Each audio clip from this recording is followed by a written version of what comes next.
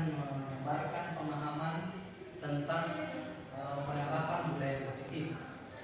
Jadi Bapak Ibu guru hebat yang saya hormati, mungkin dari kata budaya positif ini, ya ada mungkin di dalam benak kita, di pikiran kita, apa sih sebenarnya budaya positif ini? Dan kenapa harus ada di dalam ini seperti itu? Oke, lanjut. Disiplin positif. Oke, jadi konsep inti daripada budaya positif ini mengarahnya kepada disiplin positif, ya Bapak Ibu. Sebentar. Jadi sebelum saya masuk ke dalam inti atau materi yang saya akan paparkan sebentar, saya akan jelaskan dulu bagian-bagiannya. Yang pertama adalah tentang disiplin positif, kemudian adalah kebutuhan dasar sebagai seorang manusia, ketiga adalah posisi kontrol atau restitusi, kemudian keyakinan keras, dan yang terakhir adalah segitiga restitusi. Oke, baik Bapak Ibu, lanjut. Disiplin positif. Jadi dari kata disiplin ini berasal dari bahasa Inggris, yaitu disiplina. Nah, disiplina itu adalah artinya belajar, ya. Nah, disiplin mengacu kepada disiplin diri yang memiliki tanggung jawab terhadap apa yang dilakukan berdasarkan diri-diri yang diyakini. Jadi ini berasal dari dalam diri tak sebenarnya disiplin. Kemudian disiplin positif merupakan salah satu cara penerapan disiplin yang bertujuan untuk menumbuhkan kesadaran serta memberdayakan kesadaran diri tanpa imbalan atau penghargaan atau ancaman atau hukuman. Jadi disiplin positif itu Bapak Ibu berasal dari dalam diri tanpa membutuhkan imbalan atau reward. Jadi peserta diminta, siswata itu dia melakukan disiplin positif bukan karena takut dihukum, bukan juga karena mau mendapatkan penghargaan. Tetapi disiplin positif ini bagaimana caranya anak-anak tak supaya menerapkan ini disiplin positif berasal dari dirinya, memang di dalam dirinya memang yang dia lakukan. Jadi bukan hanya iming-iming atau reward yang dia inginkan. Misalnya anak-anak yang rajin masuk di sekolah itu akan diberikan penghargaan. Ya, awalnya juga saya sebelum mendapatkan pembelajaran di CGP ini, saya menganggap bahwa anak-anak yang masuk itu, yang rajin masuk di sekolah, disiplin waktu, itu diberikan penghargaan. Ada iming-iming yang dia ingin dapatkan anak-anak tersebut. Ada juga anak-anak yang rajin masuk di sekolah karena takut dihukum sama guru-gurunya. Tetapi setelah saya pelajari ilmu ini tentang disiplin positif, bahwa ternyata dari faktor itu ada unsur lain, yaitu unsur di dalam dirinya anak tersebut yang dia pahami dan yang dia yakini bahwa kalau dia melakukan hal seperti ini baik. Kalau melakukan hal seperti ini baik sama guru, hal yang begini yang saya lakukan harus saya lakukan. Oke, lanjut. Ini nilai-nilai kebajikan. Baik Bapak Ibu, ya, silakan duduk. Ini nilai-nilai kebajikan, ya. Nilai-nilai kebajikan di sini adalah ada beberapa nilai-nilai kebajikan, mulai dari profil pelajar Pancasila, Ibu primary years, atau ini program tahunan ini namanya years, ya. Kemudian 9 pilar karakter Indonesia. Jadi sebenarnya dari ketiga ini sudah melakukan atau selaras dengan profil pelajar Pancasila. Arahnya ke situ, bertakwa kepada Tuhan Yang Maha Esa, toleransi. Kalau di dalam program tahunan ada toleransi, rasa hormat, integritas, mandiri, menghargai, antusias, empati, keingintahuan, kreativitas, kerjasama, percaya diri, komitmen. Kemudian mengarah kepada 9 pilar, yaitu cinta Tuhan dan segala penciptaan, kemandirian, bertanggung jawab, kejujuran, diplomatis, hormat, santun, dermawan, suka menolong, gotong royong, ya, percaya diri, kreatif,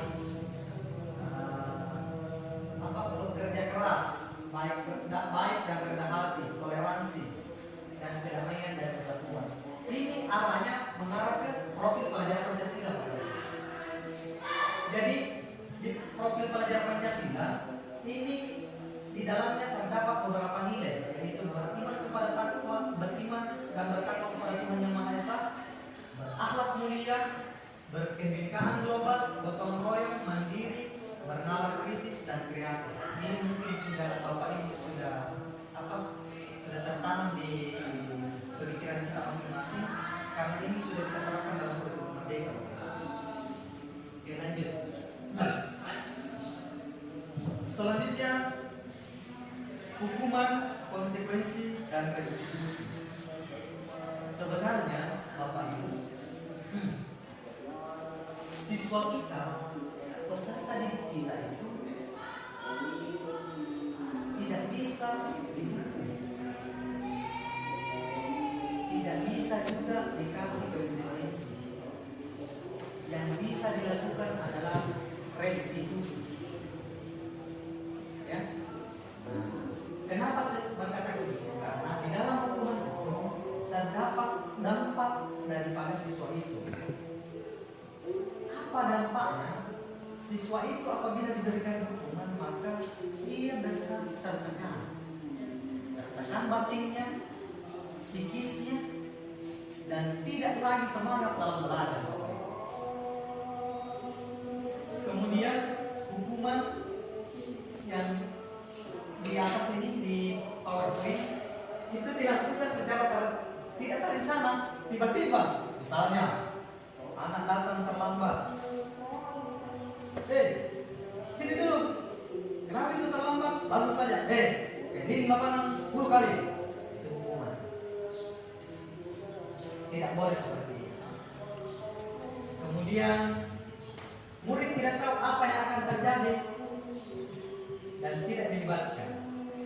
Jadi murid juga tidak tahu mengenal, karena tidak ditanya alasannya kenapa bisa terlambat. Kena bangun jam berapa misalnya, dia secara tiba-tiba bisa langsung dihukum. Ini hukuman mana? Tahu memang tidak boleh juga dilakukan seperti ini. Bersifat satu arah. Bersifat satu arah itu ya arahnya ke siswa itu tidak ada feedbacknya kepada kita sebenarnya sebagai guru. Nah, ini tadi saya bilang berupa fisik dan psikis. Jadi kalau dikasih hukuman itu anak-anak sebenarnya, dua, mentalnya akan jatuh. Kemudian tidak ada lagi semangat belajarnya.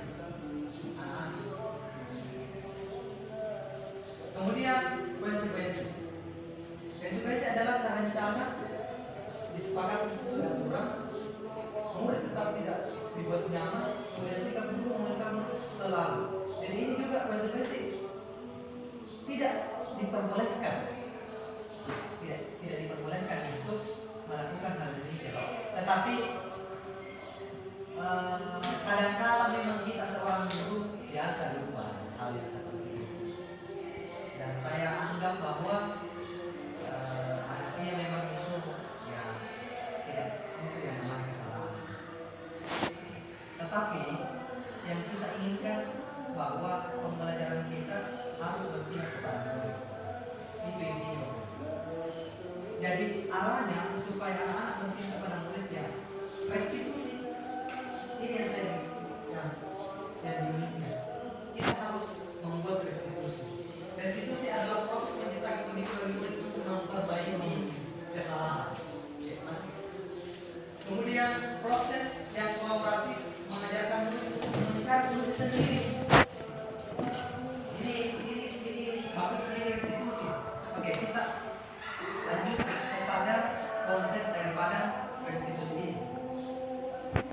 Oke, restitusi adalah proses menciptakan kondisi bagi murid untuk memperbaiki kesalahan mereka, sehingga mereka bisa kembali pada kelompok mereka dengan karakter yang lebih kuat. Nah, itu bagusnya restitusi Bapak Ibu. Kalau dilakukan, sebentar kita akan masuk lagi bagaimana caranya langkah-langkah untuk membuat restitusi. Kita gali dulu ciri-cirinya. Ciri-ciri restitusi adalah bukan untuk menebus kesalahan, namun untuk belajar dari kesalahan. Jadi apabila kita praktekkan ini restitusi, anak-anak bukan untuk menebus kesalahannya. Siswa tidak menebus kesalahan di dalam diri kita. Dan itu saya kira kalau guru yang penyayang kepada siswanya juga, ya sering Tetapi kalau dalam proses memerdekakan siswa itu tidak diinginkan, tidak boleh. Konsekuensi. Guru memberikan konsekuensi. Anak-anak ini diberikan konsekuensi. Apabila tidak ada kerjakan PR yang diberi yang kerjakan PR-mu yang ini tiga lipat. Anak, kenapa kasih begitu ke guru? Pasti bertanya-tanya dalam dirinya hal seperti itu. Kemudian guru tegas dan siswa menghormati peraturan ini. Dia kalau konsekuensi. Kamu tahu tidak peraturan kita? Tidak boleh tidak dikerjakan PR. Oke, sekarang kerjakan. Nah, kata-kata seperti itu, anak-anak merasa tertekan. Oh, sama segitu, kasih pekerjaan. Yang diinginkan adalah restitusi. Apa itu restitusi? Adalah guru menanyakan keyakinan kelas. Soalnya kita masuk ke dalam keyakinan kelas, Bapak Ibu. Ada sebentar materinya juga. Guru menanyakan keyakinan kelas dan membantu siswa untuk menyelesaikan masalahnya. Jadi sebagai untuk melakukan restitusi ini, kita tanya kepada murid itu kalau misalnya dia tidak menjaga bagaimana keyakinan kelas taat, bagaimana yang sudah kita sepakati bersama, kenapa bisa tidak dikerjakan PR? Jadi ada proses komunikasi di situ. Kemudian guru terbuka dan siswa menghormati dirinya dan orang lain. Itu adalah restitusi. Kemudian ini kebutuhan dasar manusia. Jadi kebutuhan dasar manusia adalah segala sesuatu yang dibutuhkan oleh manusia untuk mempertahankan keseimbangan kondisi psikologis yang bertujuan untuk mempertahankan kehidupan dan kesehatan. Lanjut saja Bapak Ibu. Oke, ini Bapak Ibu, kebutuhan dasar manusia itu ada 5. Bertahan hidup. Jadi semua manusia pasti ingin bertahan hidup. Pasti itu. Kemudian kasih sayang dan merasa diri ini juga kasih sayang. Tidak ada siswa yang tidak mau disayang. Semua siswa pasti mau disayang sama gurunya. Kemudian kebebasan. Kebebasan ini dalam tanda kutip bukan bebas dalam artian melakukan semena-mena, melakukan tindakan-tindakan yang tidak diinginkan, bukan. Tetapi kebebasan dalam artian bahwa dia bisa mengeksplor dirinya, meluangkan dirinya sebebas-bebasnya. Apa yang dia pikirkan, apa yang tertanam di hatinya, itu dia bisa curahkan. Bergantung dari gurunya, kalau mana tekan di dalam kelas, pasti tertekan juga. Tetapi kalau mau memberikan kesenangan, nanggap anak-anak Papua, mari kita sama-sama anak-anak mengerjakan sesuatu ini dengan kesenangan. Ya, saya kira anak-anak itu akan merasakan motivasi. Kemudian penguasaan ini adalah kemampuan. Segala sesuatu, semua orang itu pasti ingin juga melakukan sesuatu yang dia kuasai. Kalau orang bisa, pasti dia ada dalam dirinya tak menang. Saya juga harus bisa. Saya juga harus kuasai seperti ini.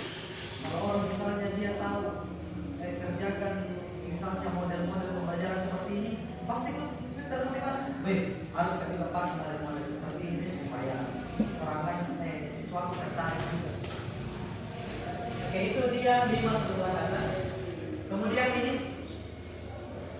5 posisi kontrol restitusi. Ada menghukum, memantau, membuat rasa bersalah, untuk menjadi teman, kemudian menjadi manajer. Dari kelima posisi kontrol ini Bapak Ibu, yang kita idam-idamkan, yang kita inginkan adalah posisi manajer. Ini pencapaiannya sebenarnya yang kita inginkan.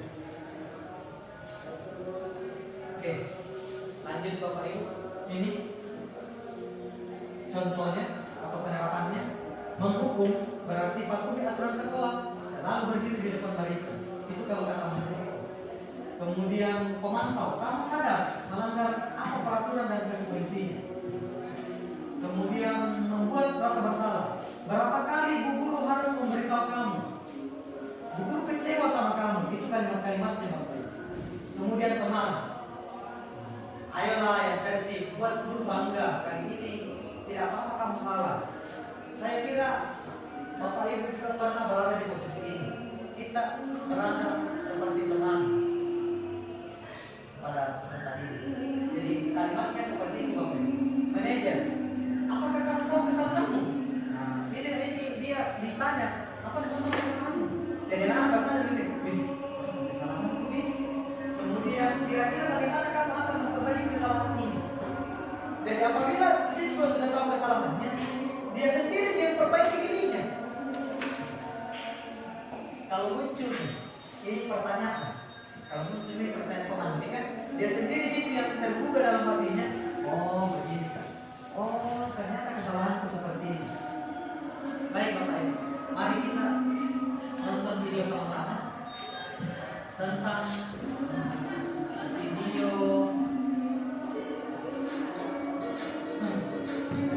contoh 5 posisi. Salam bahagia ibu dan bapak guru hebat dalam penerapan.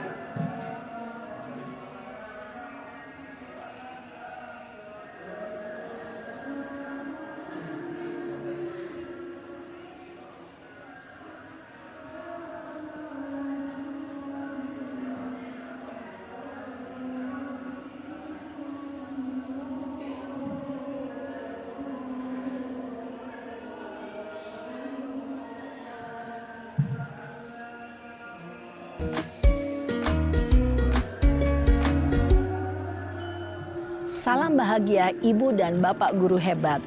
Dalam penerapan disiplin positif restitusi, salah satu program yang dikembangkan adalah 5 posisi kontrol. 5 posisi kontrol dalam restitusi adalah proses perjalanan seorang pendidik agar dapat mengenali dirinya. Pada video kali ini, kita akan membahas tentang 5 posisi kontrol yang dikembangkan oleh Diane Gosson dan contoh penerapannya.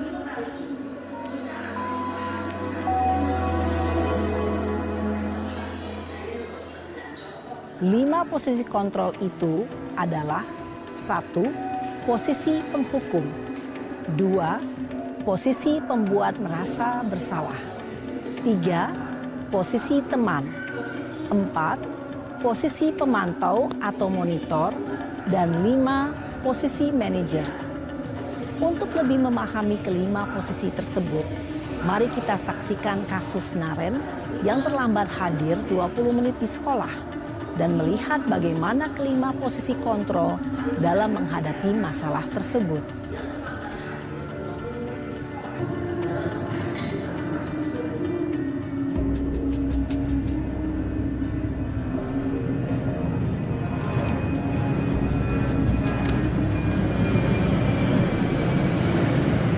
Naren! Sini kamu! Selamat pagi, Bu. Selalu terlambat. Kamu deh, pasti terlambat. Maaf, Bu. Saya... Apa? Apa coba? Alasan kamu apa lagi? Kapan sih kamu tidak terlambat?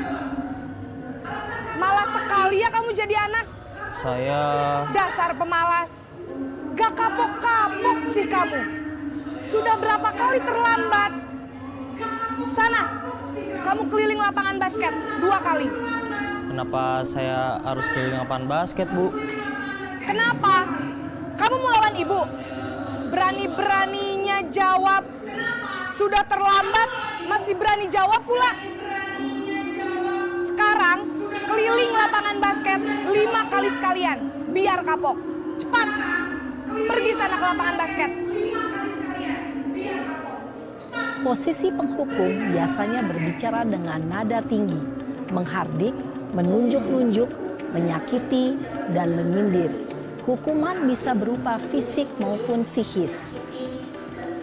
Ibu dan bapak guru hebat, dampak yang terjadi pada murid ketika guru berada pada posisi penghukum adalah murid cenderung akan memberontak, bahkan menyimpan dendam.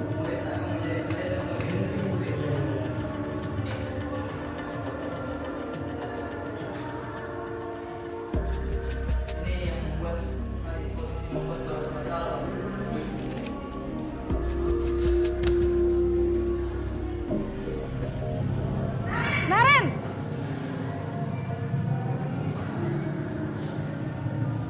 Selamat pagi, Bu. Naren. Kamu kenapa terlambat lagi, nak? Ya Tuhan, Naren. senang ya bikin ibu susah ya? Kalau kamu terlambat lagi, nanti ibu yang ditegur bapak kepala sekolah, nak. Disangka ibu tidak bisa membina kamu. Duh, gimana ini? Maaf, Bu. Duh, Gusti Naren. Kamu suka ya kalau ibu ditegur bapak kepala sekolah? Terus, sekarang ibu harus tulis apa ini di buku absen? Ini kamu sudah sering terlambat loh. Ibu harus apa coba? Maaf, Bu. Maaf sekali. Ya sudah, lain kali jangan bikin ibu susah lagi ya nak ya.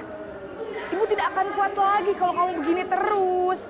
Bisa jantungan kalau ibu ditegur bapak kepala sekolah. Sana cepat ke kelas. Maaf ya, Bu. Maaf sekali. Posisi pembuat rasa bersalah berbicara dengan nada tenang, cenderung lembut. Namun kata-kata yang diutarakan membuat murid merasa menjadi orang yang gagal. Memandang buruk dirinya sendiri, merasa tidak berharga, dan tidak sanggup membahagiakan orang lain.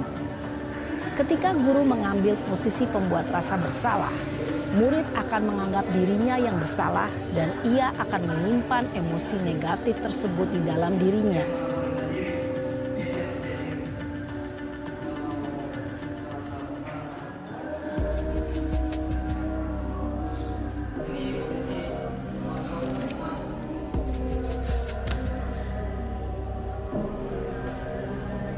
Naren!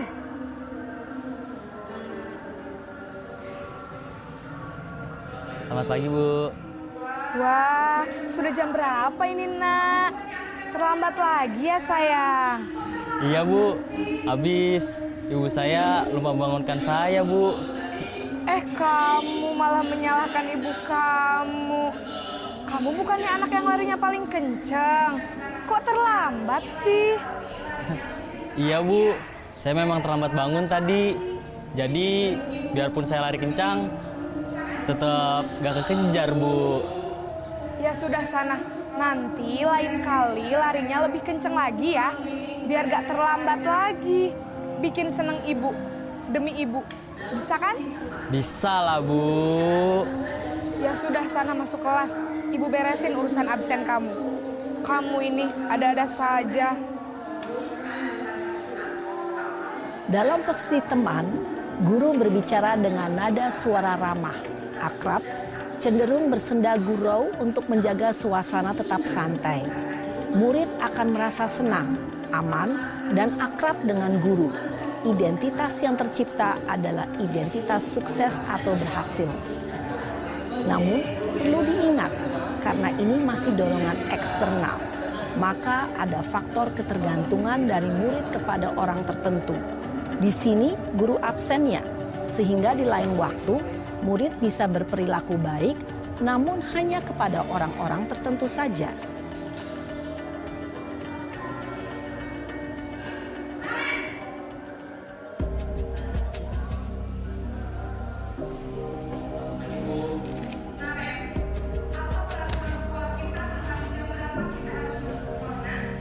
Naren!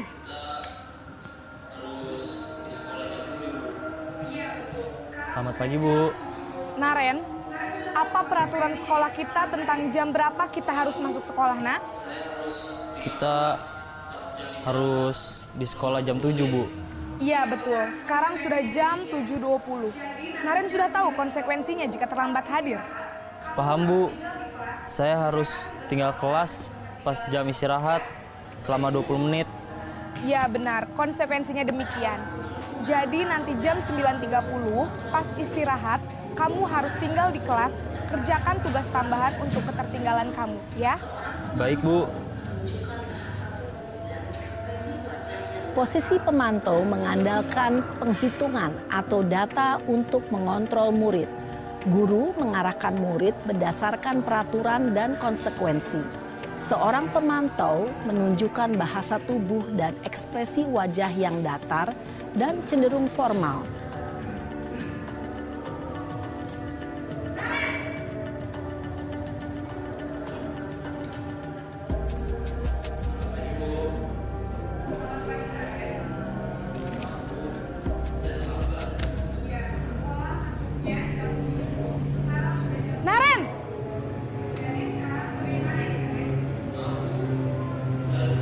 Selamat pagi, Bu. Selamat pagi, Naren. Maaf, Bu. Saya terlambat. Iya, sekolah masuknya jam 7, sekarang sudah jam 7.20. Jadi sekarang bagaimana ini, Naren? Maaf, Bu. Saya lupa setel alarm saya semalam. Baiklah, menurut kamu, keyakinan sekolah yang mana yang perlu kamu tingkatkan? Menghargai diri sendiri dan orang lain mungkin ya, Bu. Setuju. Jadi, apakah Naren meyakini prinsip saling menghormati tersebut? Iya, Bu. Saya meyakininya. Apakah Naren bersedia memperbaiki masalah keterlambatan ini? Bersedia, Bu. Bagaimana kamu akan perbaiki masalah keterlambatan ini? Saya akan coba untuk tidak lupa menyetel alarm saya, Bu. Baik, kalau Naren lupa menyetel alarm di rumah, ada orang yang kira-kira bisa bantu mengingatkan tidak? Ada, Bu. Kakak saya, Kak Ema. Ada lagi selain Kak Ema? Selain Kak Ema, ada ibu saya. Baik, jadi yang mengingatkan Naren adalah Kak Ema dan ibu kamu ya? Kira-kira akan mulai setel alarm kapan nih, Naren? Setelah pulang sekolah, akan segera saya lakukan. Baik, jadi Naren akan setel alarm untuk bangun besok pagi dan akan diingatkan oleh kakak dan ibunda Naren ya. Ada lagi yang mungkin perlu dilakukan, Naren, agar tidak terlambat bangun lagi. Tidak ada, Bu. Baik, Naren. Terima kasih untuk kerjasama kamu. Sekarang kamu perlu kembali ke kelas untuk belajar. Baik, Bu. Terima kasih. Posisi manajer adalah posisi kontrol yang disarankan untuk membimbing murid memiliki sikap disiplin yang positif, yaitu murid yang mandiri, bertanggung jawab, dan dapat memecahkan masalah. Tujuan dari posisi ini adalah agar murid dapat berefleksi atas tindakannya. Guru akan dengan tulus memberikan pertanyaan-pertanyaan bermakna, sehingga membuat murid dapat belajar dari kesalahannya dan mencari sebuah solusi untuk menyelesaikannya. Ibu dan bapak guru hebat, setelah mengamati adegan kelima posisi kontrol tadi, kira-kira posisi mana yang paling ideal? Posisi mana yang dapat menunjang motivasi intrinsik murid? Ya, tentu posisi manajer. Posisi ini memang posisi ideal yang ingin dituju setiap pendidik. Pada posisi inilah, guru dapat menerapkan disiplin positif yang berpihak pada murid, yang memerdekakan murid. Perjalanan seorang pendidik tentunya tidak mudah untuk sampai pada posisi seorang manajer. Namun, tujuan kita pasti, yaitu menciptakan murid-murid yang mandiri, merdeka, dan bertanggung jawab. Semoga penggambaran 5 posisi kontrol yang telah diperlihatkan ini dapat menjadi ajang refleksi bagi kita semua, agar dapat terus mengasah dan menerapkan disiplin positif yang memerdekakan murid. Mari terus berlatih dan bersemangat. Selamat menerapkan. Salam dan bahagia Ibu dan Bapak Guru hebat. Sebentar, saya lanjutkan materi. Mungkin setelah saya paparkan sebentar materinya, akan terjawab sendiri pertanyaannya. Jadi kita tadi sudah sampai di 5 posisi kontrol. Oke. Selanjutnya yang tadi disinggung oleh Bapak tentang keyakinan. Muncul pertanyaan romantik Bapak Ibu. Kenapa harus keyakinan? Kenapa bukan peraturan saja? Atau kenapa tidak kesepakatan saja? Kenapa coba harus keyakinan Bapak Ibu? Kenapa harus kata keyakinan yang diambil? Kenapa bukan peraturan kelas? Kenapa bukan kesepakatan kelas? Oke, jadi mengapa keyakinan kelas? Karena keyakinan kelas itu berasal dari dalam diri seseorang, yakin, kalbu. Kalau hal yang dari dalam itu, semua apa-apa yang kita lakukan, yang kita yakini, pasti bakal kita jalankan itu. Jadi, misalnya, mengapa kita memiliki peraturan dan penggunaan pada saat berkendara?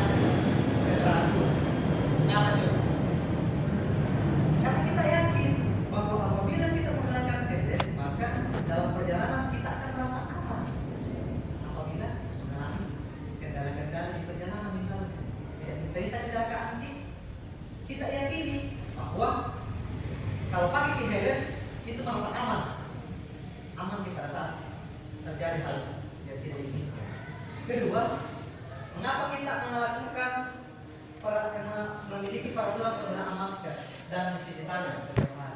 Kenapa kira-kira? Karena kita yakin bahwa apabila cuci tangan kemudian pakai masker itu akan diyakini dalam diri kita bahwa dalam diri kita itu akan terjadi namanya kesehatan, kebersihan dalam diri. Oke. Itu tentang keyakinan. Jadi setelah pembahasan ini, saya berharap Bapak Ibu wali kelas bentuk keyakinan kelas secepatnya. Bentuk keyakinan kelas. Saya pernah lihat juga kelasnya Ibu Salminya di situ sudah ada gambaran tentang keyakinan kelas, tapi dia masih dalam bentuk peraturan bukan keyakinan. Masih dalam bentuk peraturan bukan keyakinan. Oke, pembentukan keyakinan kelas ini adalah bersifat abstrak. Kemudian berupa pernyataan universal, dibuat dalam pernyataan positif. Sebentar kita masuk di contoh-contohnya, Bapak. Kemudian tidak usah terlalu banyak Bapak Ibu tentang keyakinan kelasnya. Cukup 4 atau 5 maksimal lah. Sedikit saja agar mudah diingat. Kemudian sesuai dengan kondisi kelas yang sudah sehingga mudah diterapkan. Kemudian semua warga kelas atau warga sekolah itu dilibatkan. Jadi siswa tak nanti caranya itu membuat keyakinan kelas, siswa semua kasih apalagi kertas yang berwarna itu, kemudian terus diarahkan masing-masing seluruh peserta didik itu membuat pernyataan tentang apakah itu menyapukan, membersihkan, sebentar kita rangkumkan untuk menjadi kalimat-kalimat positif. Oke. Ini gambaran nanti yang akan saya lakukan di kelas JB. Setelah saya dapatkan materi ini, maka di semester selanjutnya ini, di awal semester ini, saya akan terapkan ini di kelas balik. Tentang keyakinan kelas ini, menjaga kebersihan, sikap jujur, hidup tertenang, saling tolong, sikap sopan dan menghormati guru. Ini akan saya lakukan keyakinan ini di dalam kelas saya nanti. Oke, terkait dengan keyakinan kelas ini, sebenarnya Bapak Ibu wali kelas sudah memahami ini dan mungkin beberapa ada yang dalam bentuk bisa kasih tahu anak walinya. Tapi yang diinginkan di sini adalah bagaimana cara supaya keyakinan kelas tercantum di dalam di ruang kelas. Tempat di ruang kelas yang sudah kita sepakati sama anak wanita.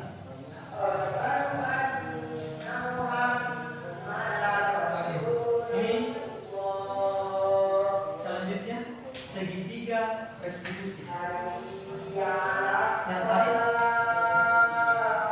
segitiga restitusi ini ya ada 3 bagiannya, yaitu menstabilkan identitas, validasi tindakan yang salah, kemudian menanyakan keyakinan. Menstabilkan identitas ini adalah kita semua akan melakukan hal yang terbaik yang bisa kita lakukan. Kemudian validasi tindakan yang salah, semua perilaku memiliki alasan. Jadi semua perbuatannya itu siswa-siswa anak-anak ada alasannya. Jadi itu kita harus hormati, kita harus dengar dulu alasannya ini anak-anak. Kalau kita melakukan ini segitiga restitusi ini, keyakinan kelas kita semua memiliki motivasi internal.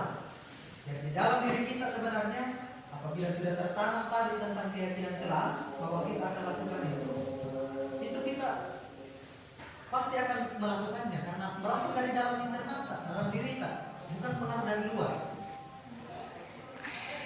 Oke, lanjut. Ini tadi menstabilkan identitas berdasarkan prinsip membuat kesalahan adalah berkata kita panggil baik-baik, adakah kalau ada masalahnya yang kita tanyakan. Berbuat salah itu wajar. Tidak ada manusia yang sempurna, pasti membuat yang namanya kesalahan. Kemudian Bapak Ibu juga pernah melakukan itu. Nah, Ya, anak-anak, Bapak juga pernah melakukan itu. Jadi anak terpancing nih. Oh, ternyata di guru pernah melakukan seperti ini. Kemudian Bapak tidak mencari siapa yang salah, tapi Bapak ingin mencari solusi dari permasalahan ini. Ya. Kemudian kamu berhak merasa begitu. Itu kalau berdasarkan prinsip membuat kesalahan. Kemudian ini pada tindakan yang salah, kamu pasti punya alasan mengapa melakukan hal itu. Padahal kamu ini bisa melakukan hal yang lebih buruk dari dia. Nah, kamu patut bangga karena kamu telah melindungi sesuatu yang penting membuat. Kamu melakukannya karena mempertahankan sesuatu yang penting bagi ibu. Kata-kata saya kira Bapak Ibu lebih pandai untuk Bapak Ibu sudah memahami bahwa kalau segitiga restitusi begini langkah-langkahnya, begini cara-caranya. Persoalan komunikasinya, kalimat-kalimatnya, saya kira Bapak Ibu lebih mampu untuk membuat kata-kata yang seperti itu. Kemudian menanyakan keyakinan, ini tadi berdasarkan posisi kontrol tadi, ya dari kontrol, apa keyakinan keras yang sudah kita lalui? Ini apa yang telah kita sepakati bersama? Seperti apa gambaran kelas yang ada yang ideal menurut kamu? Kamu ingin menjadi orang yang seperti apa? Nah itu kalau kita sudah lakukan tadi tentang keyakinan keras. Jadi Bapak Ibu, marilah kita sama-sama untuk melakukan tadi posisi kontrol di mana kita bisa sampai ke dalam tahap manajer. Memang tidak mesti bertahap, pasti butuh proses, pasti butuh tahap untuk sampai ke dalam posisi manajer. Kemudian untuk wali kelas, mari kita sama-sama lakukan proses yang namanya membuat keyakinan kelas. Jadi itu tadi, kenapa bukan peraturan kelas? Kenapa bukan kesepakatan kelas?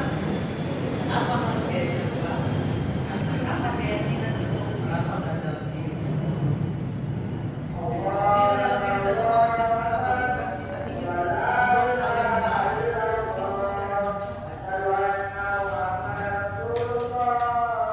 Misalnya, kalau ada kata-kata dilarang membuang sampah, kata dilarang itu adalah contoh kalimat negatif, Bapak Ibu. Contoh kalimat negatif. Apabila ada kalimat negatif di situ, dilarang membuang sampah, maka yang terbesit di pikiran itu, oh harus membuang sampah di sini. Tetapi kalau ada kata keyakinan bahwa dilarang membuang sampah, kata sampah mengarah yang namanya bersih. Apabila kita sangkutkan dengan membuat kalimat, jagalah kebersihan.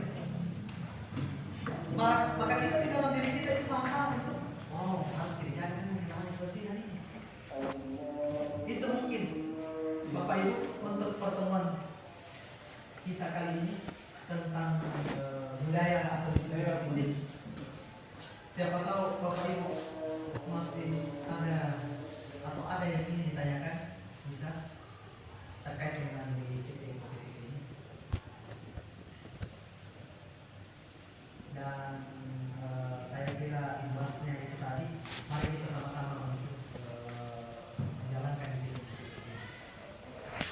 Ada yang mau ditanyakan? Ibu Ros mungkin ada.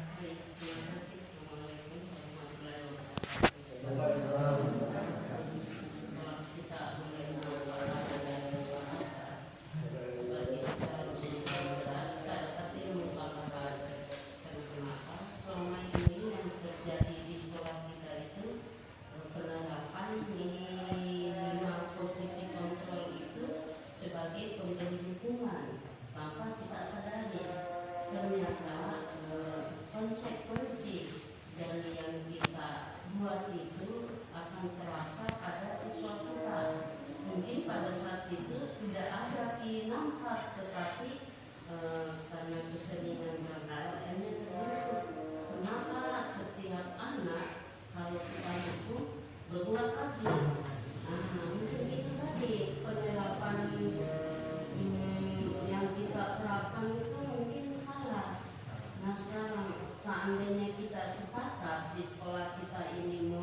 melaksanakan yang ke posisi kontrol yang bagian kelima sebagai manajer, saya pikir insya Allah siswa-siswa kita akan menyadari tanpa kita harus setengah mati memberitahu bahwa harus datang tepat waktu, harus masuk di dalam kelas untuk belajar, jangan manjat pagar, jangan bolos. Ya insya Allah kalau kita sepakat semua melaksanakan posisi kontrol yang kelima ini, saya pikir sekolah kita akan terjadi ramah anak, ramah lingkungan. Tidak ada lagi guru-guru yang mengeluarkan emosi hanya untuk mengatur siswa itu. Dan kami juga sebagai guru mengucapkan terima kasih banyak atas ilmu yang kita dapat dari Pak Abbas sebagai calon penggerak. Terima kasih atas masukannya, dan itu menjadi bahan refleksi bagi saya, Bapak Ibu, bahwa memang untuk melakukan posisi kontrol ini, 5 posisi kontrol ini penuh dengan proses memang.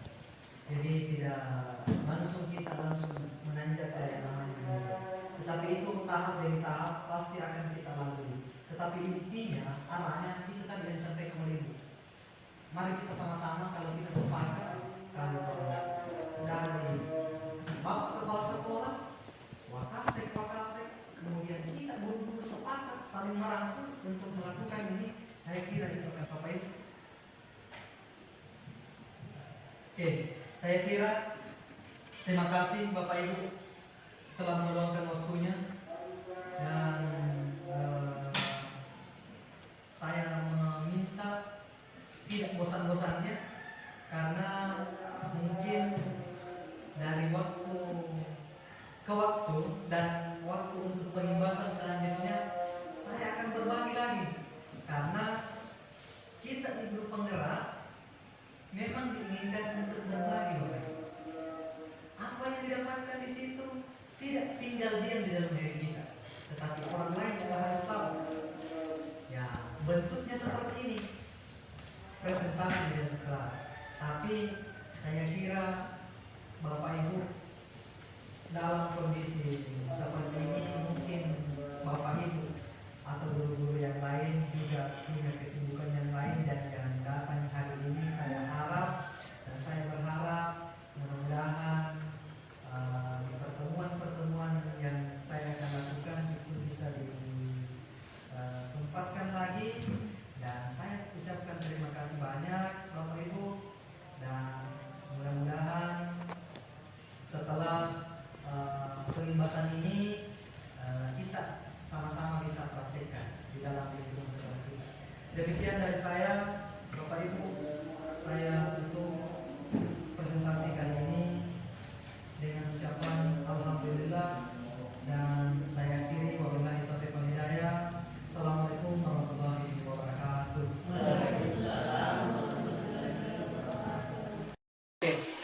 Farhan, kenapa bisa terkelan? Bilang kipat terus pada di awal masuk nih. Lagi siapa lagi namanya itu teman tak yang kita mana terkelani? Ancak. Oh, Anca. Kita tahu gitu kalau di sekolah tak ini ada aturannya tidak boleh berkelahi orang di sekolah kan? Iya, tapi dia perlu cari masalah. Oh, dia cari masalah. Nah, apa ini memang kita? Masuk ke tukar, ngejalani baik ngejalani terus. Terus kita bully gini. Belajar kita pada dalam terus. Oh, nak ganggu itu juga.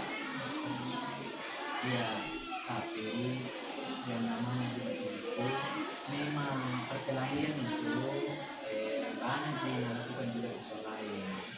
Ya, bukan hanya kita yang pernah melakukan ini, tapi perbuatan itu perbuatan salah, tidak bagus. Nah, ya, tidak boleh dilakukan di sekolah kita. Tetap kita, tetap di kesalahan tak tahu bilang kalau melanggar aturan itu orang yang di sekolah kalau berkelahi kita. Oke, jadi Farhan, kalau sudah ditahu aturannya, ya jangan lagi lakukan ini. Nah, Jadi kalau ada teman tak yang kasih begitu langsung lapor ke saya ataupun ke UBK. Nah, siapapun dulu kita lihat di situ kalau bilang-bilang begitu, jangan kita langsung berkelahi. Tanya saja, guru tak, biar guru tak yang tindak itu anak. Nah, paham makin?